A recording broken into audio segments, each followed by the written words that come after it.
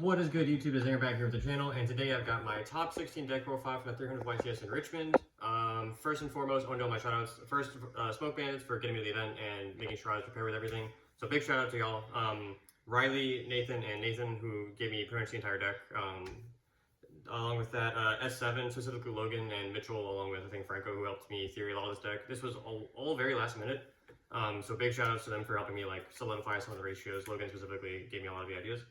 I had some very kind opponents who were generous with the time rules. It was obviously all within comic policy, but like if they did not give me the win in situations where they did not have to, I would not have gone as far as I did. So I will gripe about that on the podcast later at some point, but I'm not gonna get started right now. But so shout out to Hani and James, like they gave me wins in spots where it was kind of ambiguous, but like they could see the writing on the wall. So thank you both. It was very like I strive to do what y'all do as well in the future. So thank you. Austin Peeps for supporting me, and my girlfriend Sam, who was very generous and allowed me to go to the YCS this weekend. So we're celebrating Valentine's tonight, so I wanted to make sure I got her thank you in there. So I played Malice for the event. This was kind of a very last minute decision. I think I picked it like Tuesday or Wednesday. I was testing Draco Tail and some other stuff. If I had another week for the event, I probably would have played Mitsurugi. So kind of glad that I didn't. I really wanted to play a non-engine deck. I just like identified that a lot of the decks have consistent issues right now. So I'm like, okay, I'm just gonna play a deck that fits 15 to 18 non-engine. This one does that, and obviously it plays Dominus Impulse. It has the best side deck cards in the game, and Dimensional Fissure and Mistaken Arrest. Yeah, I had to play Dimensional Shifter and whatever, so all those cards are very strong, and I'm just like, okay, like, I'll figure out how to play Malice along the way. Like, I haven't played this deck since YCS Houston last year, pre-March here, so obviously I lose the mirror around 15 when it comes down to it, but I think the deck choice was very good for this event, under the premise of, like, hand non-engine is strong. So yeah, that's just kind of how it came to be. I think the deck itself is not anything special, but I think the call was very good. Moving forward, I don't think this is probably going to be the deck for the event, but I think for this event specifically, new format, people aren't going to play perfectly, and there's, I think, some very identifiable issues in like the top 2 or 3 represented decks. This was a very good call for the event, so let's hop right into it. We've got Malice cards, which I think all Malice lists at this point will be the same. The only adjustments was in the extra deck on the ban list, so all these cards are going to pretty much stay the same. Can't play any less than these if you want to be consistent. If I had more time, I may have considered the Radiant Typhoon card somewhere between main and side. Backup out against her is so insanely good though. I don't think I would cut this down to make those fits. And then when I came deciding, I was like, I think I would just prefer to have like the floods. So like, I don't want to give my opponent more draws off of chummies if they have them in like the consistency is obviously not perfect, but I would rather just like draw a D5 because it doesn't matter how many chummies they have or how long we break. Like they're not going to play the game through like any non-engine that I have in addition to that. So that was the premise behind the consistency part of the deck. For Malice cards, in addition to that, I played all these. I've seen people play GWC. I actually ended up siding it. DTB I think is like mandatory to do a lot of your combos now. And yeah, it turns White Rabbit into a 1-card combo, which before it's not. So that is very important. Yeah, I had to make no changes here. This card generally got sided out into like Radiant Typhoon and stuff like that. But yeah, or like it got sided out in Radiant Typhoon. And then Malice in the Mirror I think is like a requirement now because what I've learned is since there's no white binder, it is actually difficult to banish Malice names for Cryptor. And Cryptor is like your best half board. It's like just like the best card in your extra deck at this point. So you need to be able to balance in the mirror for like your first banish. The card that you banish off of that will get you your second banish. So I think that is very important for this card to be in the list. And I even kept it in post side a fair bit, maybe incorrectly, but it ended up paying off for me in some spots. So very fortunate in that regard. But I think this card is required for the Cryptor utility. And then non-engine or like consistency pieces, Alora's Gold Sark, and then I played 2 Bystials. I think this is like normal. Like I said, you could play Radiant Typhoon cards. I think Allure is like maybe a little questionable. There are some times where I drew it and just like didn't activate it, or like I activated at the end of the combo to dig deeper.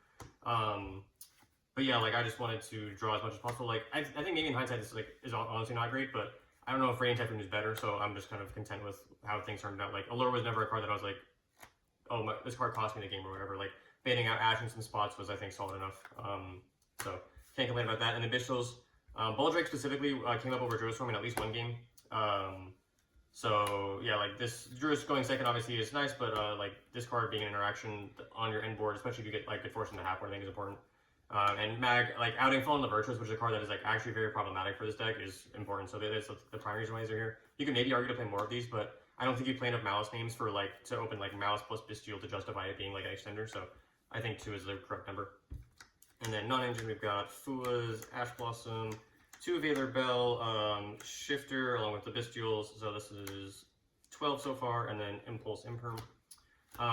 So this ratio is all kind of over the place. Like all of these are pretty standard, I think. The list that made top 8, if I remember correctly, he didn't main Fua, and I've talked to him and some other people about it. I just think whenever you go second and only draw one hand trap, you want it to be Fua, and that reason alone I think is a justification for this. The list that performed very well in Mexico was like a Yummy deck that played a very similar strategy of just like I want to draw a lot of non-engine. So justifying Fua is I think not like a crazy idea, but whenever you're playing a lot of non-engine, like this card draws you into more. Some decks you're gonna push through it, and whenever you only draw one hand trap, like this has to be the one. Like Impermanent Impulse is generally not gonna win you the game, so that's why this isn't in there over something like we'll say more Mourners or more Bells or the Veilers or whatever. And then I think the Bell, I couldn't figure out how to make this card fit. Like I like Bell more than Veiler, but it conflicts with Impulse in like a really meaningful way in the Draco Tail matchup. Or like if I use Impulse and this card's now dead, and this card turning off traps is like the most relevant part of that matchup. So I was like, okay, I can Veiler like Lucaeus or Fallen or whatever, and then I can Bell that card, and then I can Impulse after. So that's why this is here. I never want to draw duplicates, whatever. This is a 41 card list. This is the 41st card. Again, probably should have been the third Veiler. There's whatever makes side deck space, but it's fine, whatever. Like this was again very last minute. I made changes literally at like whatever 159 or whatever before the deck list submission. So this is not like the perfect deck list. I think the premise was really good, and that's what mattered. So yeah, that is why I did what I did. Please make adjustments to how you see fit. This is not perfect by any means.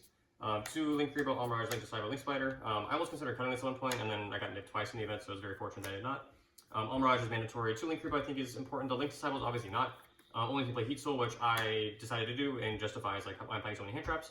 And the other thing is actually like you don't have guaranteed follow up because like White Binder was like, okay, I'll like banish all of my stuff including Mark Chair and that will get me follow up on the next turn.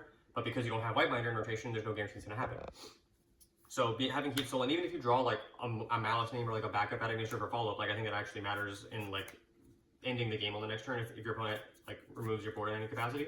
So I think the Heat Soul was a good decision. Obviously, I think you get down to 3,000 life points at the end of it, so that's a bit of a concern. But like also this being a light that I could bench for access code was really important in a couple different situations. So I think it had enough utility, and Heat Soul overall was impactful enough to justify that being my extra deck spot over something like Terahertz.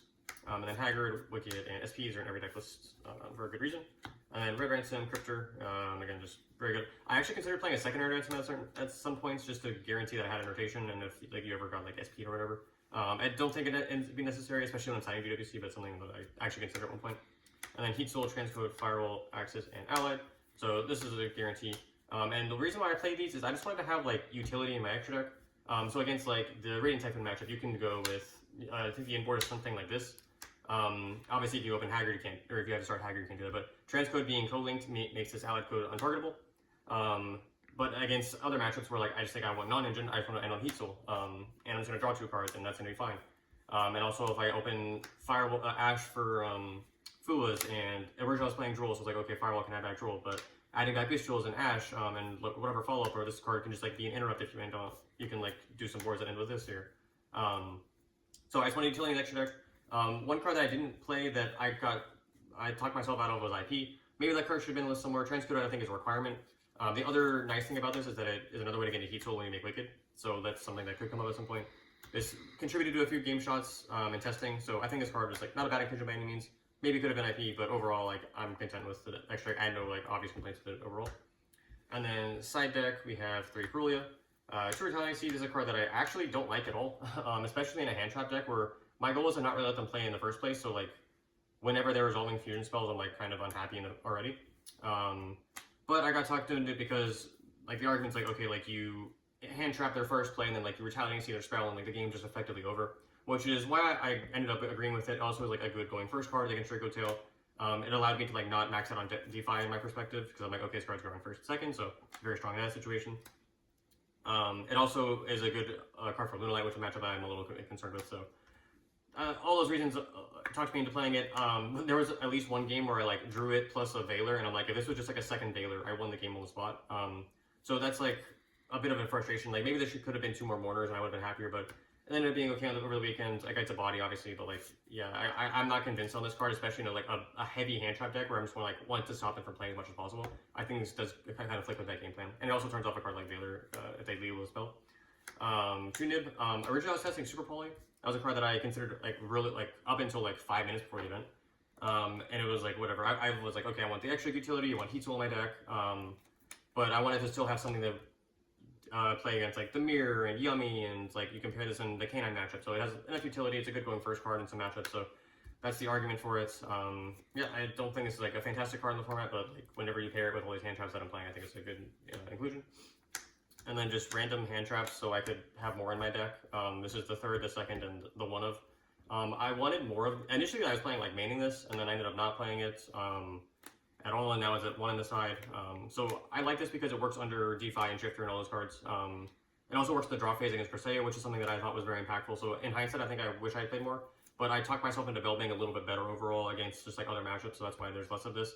I think like you could argue that I only played 40, main this, and then just like have 2 more on the side or something like that. I think Bell is very good. Like I said, it's good in a lot of matchups. I just don't know if in this deck the Impulse Conflict justifies its inclusion. But Mortar is a good card. Overall, like these are all just good cards. This deck is not the cleanest, but again, the premise was more important than the actual deck list, unfortunately. I obviously didn't test a substantial amount of the deck, and I think just like the deck decision carried me way more than I deserved to go. And then we got DeFi, Mistaken Arrest, and then the one GBC. So they're just like broken going first cards. I wanted to max out on both of these, but I just valued the utility of just like more going second cards and whatever, like Nibs and Retaliancy is like more DeFi's kind of. So yeah, if I was going to play more of a card, it would have been Mistaken Arrest because the Rain Typhoon matchup is actually a bit scary. And obviously, like this card can get like people are playing Alex, it's like everyone knows exists, but like there's no Alex Mistaken Arrest in the game that I'm aware of. And then also like the Rain Typhoon match can like 2 or 3. I think I played 2 or 3, and all of them got very close, if not directly in time. Like one of my double losses was that. So like this card ending one of the games post side really quickly, I think is important.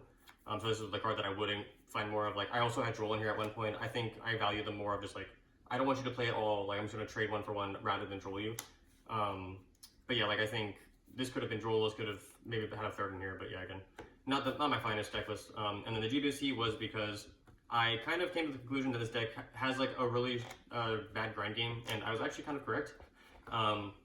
So GWC does a few different things. It is another set for White Rabbit, which you kind of need in some situations.